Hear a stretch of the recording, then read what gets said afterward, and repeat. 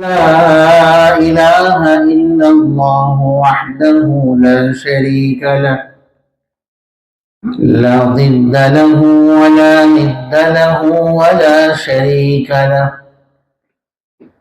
ونشهد أن سيدنا ونبينا وحبيبنا وطبيبنا وطبيب قلوبنا ومولانا محمدا عبده ورسوله المبعوث إلى الأحمر والأسود ولتتميم مكارم الأخلاق. لا يخلق نبي ولا رسول بعده ولا أمة بعد أمته ولا كتاب بعد كتابه ولا شريعة بعد شريعته. صلى الله تعالى عليه وعلى آله وأصحابه الذين هم خلاصة العرب العرباء وخير الخلائق بعد الأنبياء، وهم كالنجوم في السماء للاهتداء والاقتداء، وهم مفاتيح الرحمة ومصابيح الغرر. ما بعد، فأعوذ بالله من الشيطان الرجيم. بسم الله الرحمن الرحيم. واتقوا يوما ترجعون فيه إلى الله ثم توفى كل نفس ما كسبت وهم لا يظلمون. وقال الله تبارك وتعالى: يا أيها الذين آمنوا اتقوا الله حق تقاته ولا تموتن إلا وأنتم مسلمون. وقد قال النبي صلى الله تعالى عليه وسلم: اتق المحارم تكن أعبد الناس. صدق الله مولانا العظيم وصدق رسوله النبي الكريم، ونحن على ذلك من الشاهدين والشاكرين، والحمد لله رب العالمين. اللهم صل على محمد وعلى آل محمد. সকলেই পড়েন: اللهم صل على محمد وعلى آل محمد كما صليت على إبراهيم وعلى آل إبراهيم إنك حميد مجيد. اللهم بارك على محمد وعلى آل محمد كما باركت على إبراهيم وعلى آل إبراهيم إنك حميد مجيد. হাজী হামিদ শাহ মাখজানুল উলুম মাদ্রাসার উদ্যোগে হাফেজ ছাত্রদের পাগড়ি প্রদান দস্তারবন্দি সম্মাননা উপলক্ষে আজকের 17তম বার্ষিক এই ওয়াজ ও দোয়ার মাহফিলে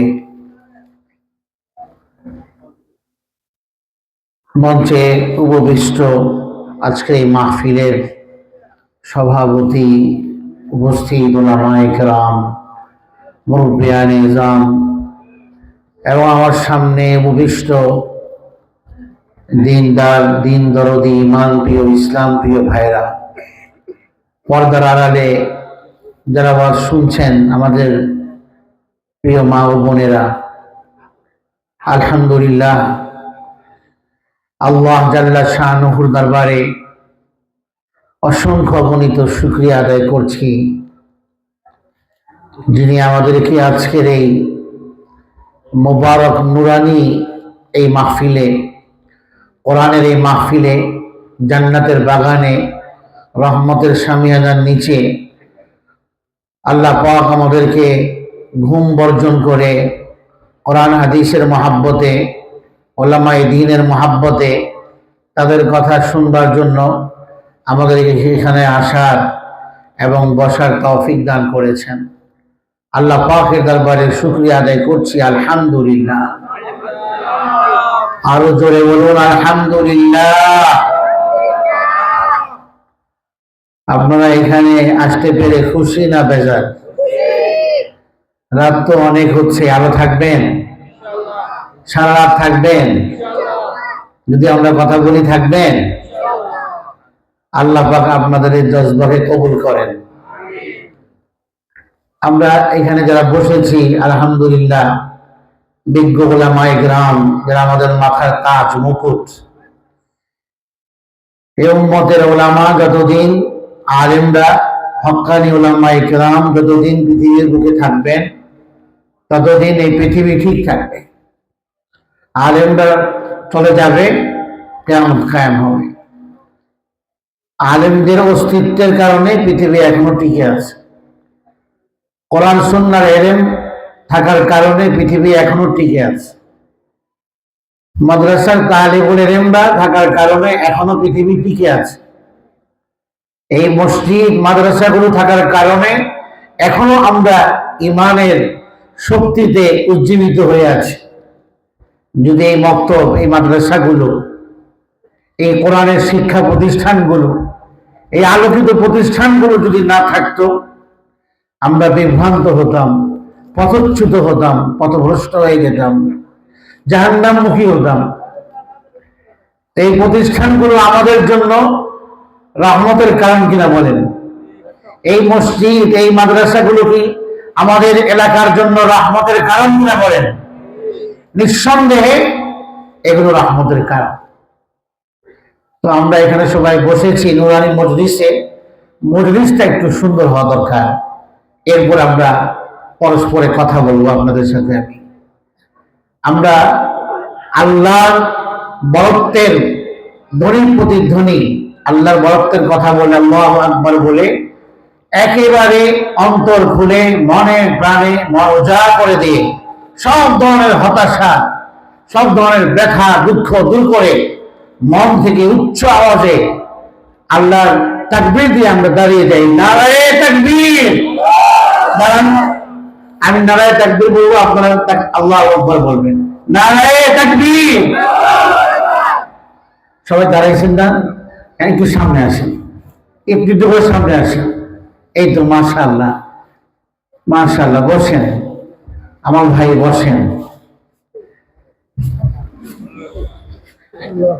বসে যান। এই যে মজলিসটা এখন আমরা বসলাম, সুন্দর দেখা যাচ্ছে না? হুজুরা বলেন, সুন্দর দেখা যাচ্ছে না? এটা মজলিসের আদব। কোরআন সুন্নাহর কথা হচ্ছে জমে বসা, এটা দ্বীনি মজলিসের আদব। কারণ আমরা এখানে দুনিয়াবি কোনো কথা বলছি না, আমরা এখানে এমন কথা বলছি যে কথা আমাদেরকে আলোকিত করবে, যে কথা আমাদের মন প্রাণ হৃদয়কে আলোকোজ্জ্বল করবে, আমাদের হৃদয়ে তাকওয়ার বাতি জ্বালিয়ে দিবে, আমাদের জান্নাতের পথটাকে সুগম করে দিবে, আল্লাহকে পাওয়ার রাস্তা খুলে দিবে আমাদের জন্য। এই জন্য আমরা এই আলোচনাগুলো এখানে করব, যা আমাদের জন্য, আমাদের আখিরাতের জন্য, আমাদের দিনদারির জন্য, আমাদের দুনিয়ার জীবনের সফলতা, আখিরাতের সফলতার জন্য জরুরি। আর যেখানেই দ্বীনের আলোচনা হয় ওখানে শয়তান চেষ্টা করে মানুষকে আলোচনা থেকে বিমুখ রাখার জন্য। এরপর বিভিন্নভাবে শয়তান মানুষকে প্ররোচনা দেয়। এই জন্য আল্লাহ তাআলা কোরআনে কারিমে বলেছেন, ফাইযা ক্বারাতাল কোরআন, যখন কোরআন পড়া শুরু করো ফাস্তাঈয বিল্লাহ মিনাশ শাইতানির রাজীম, বিতাড়িত শয়তান থেকে আল্লাহর কাছে পানা চেয়ে শুরু করো। কারণ কোরআনে কারীম তো তিলাওয়াত করা অনেক বড় আমল, সর্বোত্তম আমল। হাদিসে আসছে আফদলুল ইবাদাত তিলাওয়াতুল কোরআন। আমাদের মাদ্রাসার ছোট ছোট ছেলেরা এই হাদিসগুলো পারে। সর্বশ্রেষ্ঠ ইবাদত কি? কোরআনে কারীমের তিলাওয়াত। এই কাজ করতে গেলে আগে আল্লাহর কাছে শয়তান থেকে পানা চাই। ওই জন্য আমরা কোরআন তিলাওয়াতের শুরুতে পড়ি আউযু বিল্লাহি মিনাশ শাইতানির রাজীম। তো শুধু কোরআন পড়ার ক্ষেত্রেই নয়, সব ক্ষেত্রে মুসলমান শয়তান থেকে সর্বাবস্থায় আল্লাহর কাছে পানাহ চাবে। মুসলমানদের কোনো কাজে শয়তান বাধাগ্রস্ত করতে না পারে, শয়তান ব্যারিকেড সৃষ্টি করতে না পারে আল্লাহ পর্যন্ত পৌঁছার রাস্তাতে। আল্লাহ পাক আমাদের এই মজলিসে যারা উপস্থিত আছেন সবাইকে কবুল করেন, সর্বস্তরের মুসলমানদেরকে আল্লাহ তাআলা এখানে যারা আছেন কবুল করেন। আমরা একটা আলোকিত মজলিসে বসেছি, আমাদের চারপাশে আলো জ্বলছে, তাই না? এটা বাহ্যিক আলো। এই আলো বন্ধ হয়ে গেলে জায়গাটা অন্ধকার হয়ে যাবে। অন্ধকারে পথ চলা সহজ না, আলোতে পথ চলা সহজ? আলোতে পথ চলা সহজ। অন্ধকারে মানুষ উষ্টা খেয়ে পড়ে যেতে পারে, ব্যথা পেতে পারে, বিপদের সম্মুখীন হতে পারে, কিন্তু আলো থাকলে মানুষের জন্য চলা সহজ। আরেকটা আলো আছে মানুষের কলবের আলো, আভ্যন্তরীণ। কলবে যদি সেই আলোটা থাকে তাহলে আল্লাহর রাস্তায় চলা সহজ, নবীর আদর্শের পথে চলা সহজ হবে। কাফেরদের অন্তরে সেই আলোটা ছিল না, এই জন্য কাফেরদের পথ চলা সহজ হয়নি, মসৃণ হয়নি, কণ্ঠাকীর্ণ ছিল, কঠিন ছিল। হেদায়েতের পথ পায় নাই তারা, অথচ হেদায়েতের জন্য আল্লাহ রাসূলকে পাঠিয়েছিলেন। কিন্তু মুশরিকরা আল্লাহ নবীর বিরোধিতা করেছে, আল্লাহ নবীকে বিদ্রুপ করেছে, কটূক্তি করেছে, উপহাস করেছে, সাহাবায়ে কেরামকে করেছে। তাদের হৃদয়ে আলো ছিল না। কলবে তাকওয়ার আলো যদি থাকে, হেদায়েতের পথ আমার জন্য মসৃণ হবে। কোরআনে কারীমে আল্লাহ তাআলা বলেন এই কথা, আওয়ামান কানা মাইতান ফাআহইনা, মানুষের কলবটা মৃত ছিল, আমি আল্লাহ সেখানে তাকওয়ার আলো জ্বালিয়ে দিয়েছি, ফলে কলবটা আলোকিত হয়ে গিয়েছে। হেদায়েতের পথ সমুজ্জ্বল তার সামনে। কোনটা সঠিক পথ, কোনটা সত্যের পথ, কোনটা মিথ্যে, কোনটা বাতিল, কোনটা হক, কোনটা আলেমদের পথ, কোনটা জাহেলদের পথ, কোনটা হেদায়েত প্রাপ্তদের পথ, কোনটা পথভ্রষ্টদের পথ, কোনটা জান্নাতের পথ, কোনটা জাহান্নামের পথ, কোনটা আল্লাহ ওয়াদের পথ, কোনটা শয়তানের পথ, এটা স্পষ্ট হয়ে যায় তাকওয়ার আলো যদি অন্তরে থাকে। আওয়ামান কানা মাইতান ফাআহইনা ওয়া জাআলনা লাহু নূরা ইয়ামশি বিহি ফিন নাস ফি যুলুমাত, সেই আলো দিয়ে অন্ধকার পথে চলে। যদি হেদায়েতের আলো অন্তরে থাকে তাহলে তার রাস্তা অন্ধকার নয়, সে রাস্তায় পথ হারাবে না, সে সঠিক পথেই থাকবে, সে পথ হারাবে না। আর যদি কলবটা অন্ধকার হয় পথ হারিয়ে ফেলবে। আমাদের কাজ হলো আমাদের কলবে আলো জ্বালানো, এটা আমাদের জন্য জরুরি। আওয়ামান কানা মাইতান ফাআহইনাহু ওয়া জাআলনা লাহু নূরা ইয়ামশি বিহি ফি যুলুমাত লাইসা বিখারিজিন মিনহা, অন্ধকার থেকে বের হওয়ার তার সামনে কোনো রাস্তা ছিল না, আল্লাহ পাক রাস্তা বের করে দিয়েছেন, হেদায়েতের আলোতে আলোক উজ্জ্বল করে দিয়েছেন, ফলে অন্ধকার ভেদ করে আলোর পথে ছুটে চলেছে সে ঈমানদার। তো সেই আলোটা আমাদের জানার দরকার। এই মজলিসগুলো এই আলোর সন্ধান দেয় আপনাকে আমাকে। এই মজলিস সে আলোর কথা বলে যে ভাই তোমার অন্তরে সে আলোটা জ্বালাও, এটা ঈমানের আলো, এটা ইসলামের আলো, তাকওয়ার আলো, আল্লাহ ভীতির আলো, সুন্নতের রং নিজের ভিতরে লাগাও, তুমি সফল হবা। আজকে সারা দুনিয়ার মানুষ সফল হতে চায়, পাগলও সফল হতে চায়, যে পাগল সেও চায়, ব্যর্থ হতে চায় না। পৃথিবীর প্রতিটি মানুষ সফল হতে চায়। সফলতা কোন পথে? আমি হাঁটছি কোন পথে? সফলতার পথ কোনটা? আমি কোনটাকে সফলতা মনে করছি? সফলতার পথ একটাই।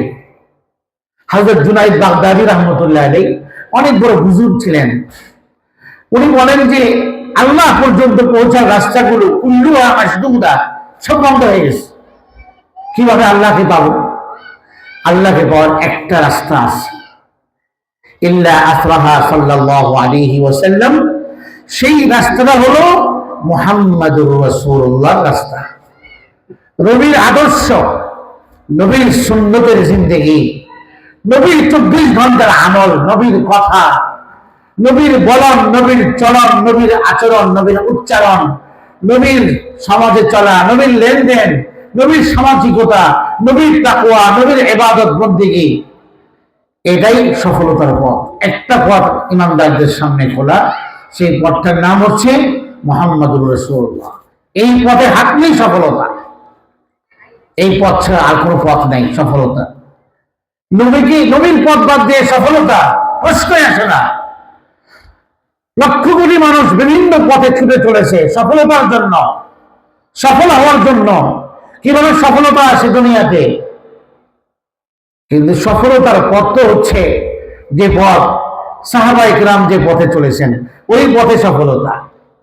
সাহাবায়ে কেরাম কারা? আল্লাহ নবীর সঙ্গীগণ, যাদেরকে আল্লাহ তাআলা তার নবীর সঙ্গ লাভের জন্য নির্বাচন করেছেন, নিজে নির্বাচন করেছেন।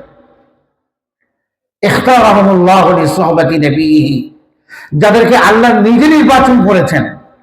আপনারা তো জনপ্রতিনিধি নির্বাচন করবেন, আপনাদের এলাকায় কে এমপি হবে, কে কমিশনার হবে, কে জনতার প্রতিনিধি হবে, সেটা আমরা নির্বাচন করি। আর সাহাবায়ে কেরামকে স্বয়ং রব্বুল আলামিন নির্বাচন করেছেন।